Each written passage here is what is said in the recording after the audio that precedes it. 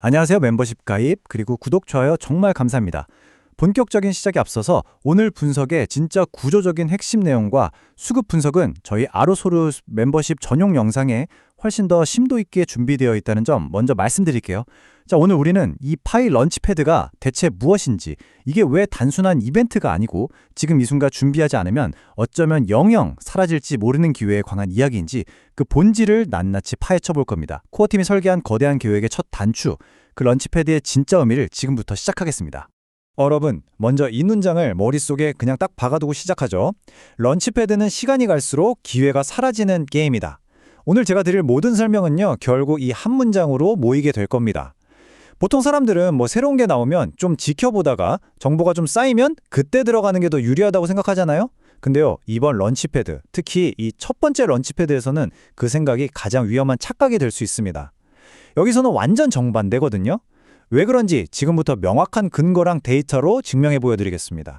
네, 오늘 우리는 이 5가지 단계를 차례대로 밟아가면서요, 런치패드의 겉모습 너머에 숨겨진 진짜 구조, 그리고 코어팀의 진짜 의도, 또 가장 중요한 1,600만 명의 심리가 어떻게 움직이는지 그 본질을 파헤쳐 보겠습니다.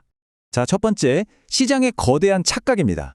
대부분의 사람들이 이 런치패드를 어떻게 생각하고 있는지 그 근본적인 오해부터 제대로 바로 잡고 시작하겠습니다. 이거 절대 그냥 지나가는 이벤트가 아닙니다. 여러분, 런치패드는요, 그냥 앱에 새로운 버튼 하나가 추가되는 그런 수준의 업데이트가 절대 아닙니다. 이건 파이 생태계 전체의 돈의 흐름, 그 자본의 흐름을 뿌리부터 바꿀 수 있는 엄청난 분기점이고요. 현재 메인넷 마이그레이션을 마친 1,600만 명, 이 사람들의 심리를 완전히 재정의할 전환점이에요. 무슨 말이냐면 사람들이 파이를 그냥 채굴해서 모으는 코인으로 볼 거냐, 아니면 가치를 불려나가는 투자 자산으로 볼 거냐, 이 정의 자체를 바꾸는 사건이란 말이죠. 이걸 그냥 토큰 청약 이벤트? 이 정도로 가볍게 생각하는 순간 이미 코어팀이 설계한 게임의 본질을 완전히 놓치고 시작하는 겁니다. 자, 두 번째입니다. 사라지는 기회, 바로 학습형 알파라는 개념인데요. 그렇다면 지금 이 시점에만 존재하는 기회의 본질은 대체 뭘까요? 그리고 왜 그 기회가 시간이 흐르면 사라진다고 제가 이렇게 단언하는 걸까요? 이제부터는 제 추측이나 감이 아니라요, 지난 테스트넷에서 나온 명확한 데이터로 그 이유를 증명해 보이겠습니다. 얼마 전에 진행됐던 런치패드 테스트넷 다들 기억하시죠? 많은 분들이 그걸 그냥 앞으로 이런 기능이 나오는구나 하고 보여주는 시연회 정도로 생각하셨을 거예요. 근데 그 진짜 목적은 그게 아니었습니다. 시장을 의도적으로 교육시키고 현재 시장 참여자들의 수준이 어느 정도인지 파악하려는 거대한 학습 장치였던 거죠. 코어팀은 이 테스트를 통해서 시장의 첫 번째 수업을 진행했고, 시장은 그 수업에서 아주 비싸고 명확한 교훈을 우리에게 남겼습니다. 이 숫자 한번 보시죠. 478만 1,008명. 이게 뭐냐면 테스트넷 런치패드에 참여할 권리를 얻기 위해서 자신의 테스트 파일을 스테이킹한 사람의 수입니다. 언뜻 보면 거의 48만 명. 와, 굉장히 많은 사람들이 적극적으로 참여한 것처럼 보이죠? 네, 여기까지는 꽤 긍정적인 신호로 보입니다. 그런데 진짜 이야기는 바로 이 다음 숫자에서 시작됩니다. 19만 8,658명. 이 숫자는 권리를 만드는 첫 단계를 넘어서 실제로 그 권리를 행사하는 두 번째 단계, 커밋까지 완료해서 최종적으로 참여를 확정한 사람의 수예요. 자, 이상하죠? 48만 명이 문을 열었는데 실제로 그 문을 통과한 사람은 20만 명이 채 안 됐다는 겁니다. 이 차트가 모든 걸 말해주고 있습니다.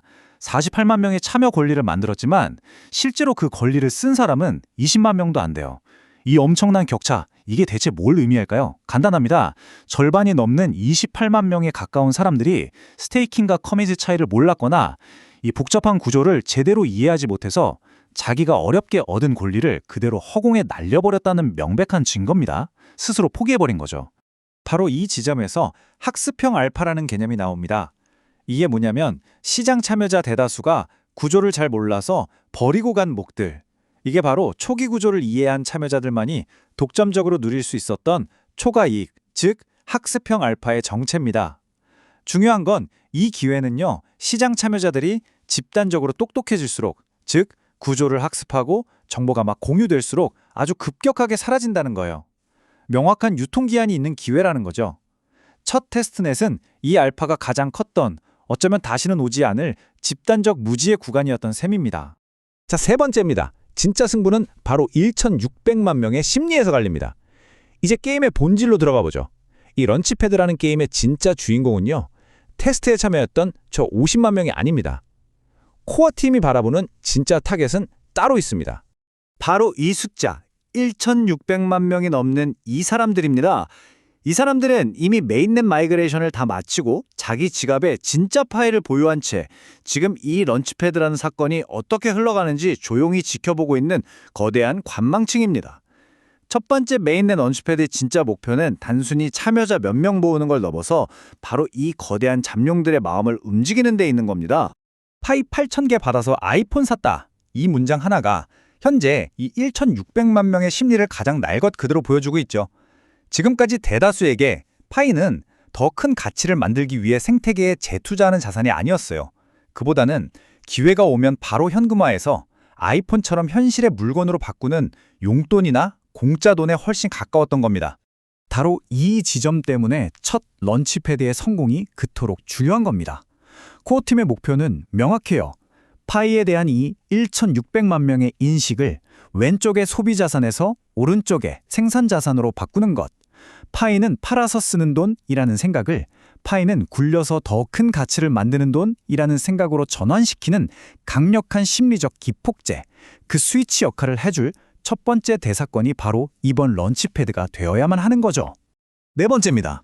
그래서 첫 판은 반드시 대박이 나야만 합니다. 이 거대한 심리 전환을 성공시키려면요, 그냥 적당한 성공? 어림도 없습니다. 첫 번째 메인넷 런치패드는 어중간해서는 절대로 안 돼요. 모두의 뇌리에 각인될 만한 압도적인 성공, 소위 말하는 대박이 필요한 겁니다. 만약에 첫 판이 실패하거나 미지근한 결과로 끝난다면 어떻게 될까요? 1,600만 명의 관망층은 이렇게 배울 겁니다. 저거 별거 아니네. 참여 안 하게 잘했다. 역시 파이는 그냥 거래소에다 파는 게 제일 낫구나. 생태계네 뭐니 다 말뿐이었어. 이렇게 되면요, 그냥 기능 하나가 실패하는 수준이 아니에요.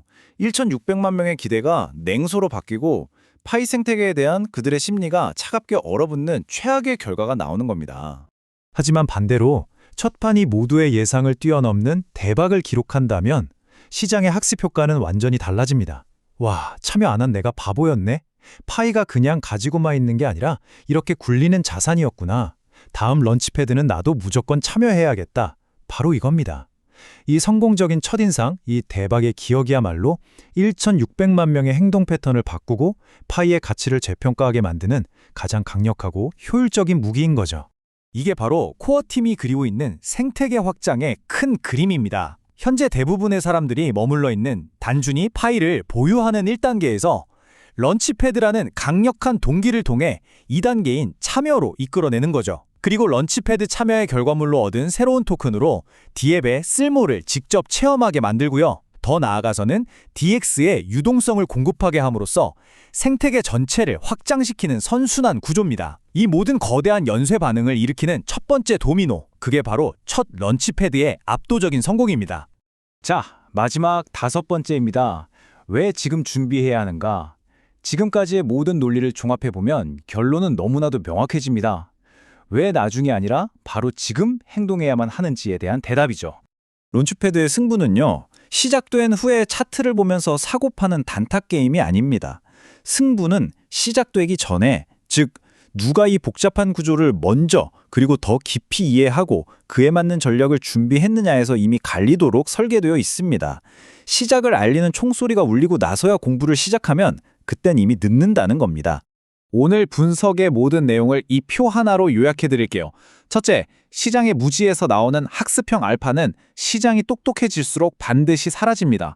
둘째, 1,600만 명의 심리를 소비에서 생산으로 바꾸기 위해서 코어팀은 첫 판을 반드시 대박으로 만들어야만 합니다. 이 두 가지 이유 때문에 결론은 명확합니다. 바로 지금이 그 학습형 알파의 유통기한이 끝나기 전 우리가 준비할 수 있는 마지막 기회의 구간이라는 것입니다. 이것이 오늘 분석의 최종 결론입니다. 런치패드는 단순히 참여할까 말까를 고민하는 문제가 아닙니다. 이건 준비의 문제입니다. 시작되기 전에 구조를 이해하고 전략을 세운 사람이 이해하지 못한 사람들의 목까지 가져가도록 설계된 게임입니다. 그 결과는 준비하지 않은 사람과 절대 같을 수가 없습니다. 이제 선택은 여러분의 몫입니다. 이 거대한 변화의 흐름 속에서 그저 모든 것이 끝난 뒤에 결과를 지켜보는 단순한 구경꾼으로 남으시겠습니까? 아니면 구조를 미리 이해하고 기회를 잡는 준비된 참여자가 되시겠습니까? 이 질문에 스스로 답해 보시길 바랍니다.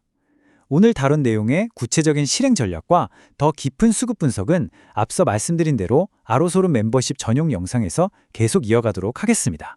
감사합니다.